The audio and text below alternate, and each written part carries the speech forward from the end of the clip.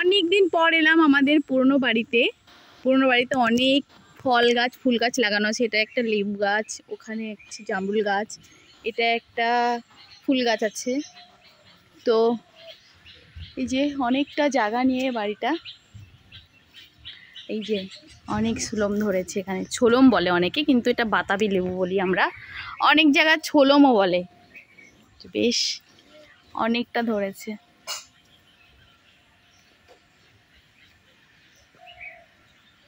এটা হলো আমাদের পুরনো বাড়ি, যেখানে এসছি ঘুরতে। এই যে প্রচুর প্রচুর পরিমাণে হয়েছে, প্রচুর পরিমাণে হয়েছে। যদি কারো লাগে বলো, তাহলে পাঠিয়ে দেব।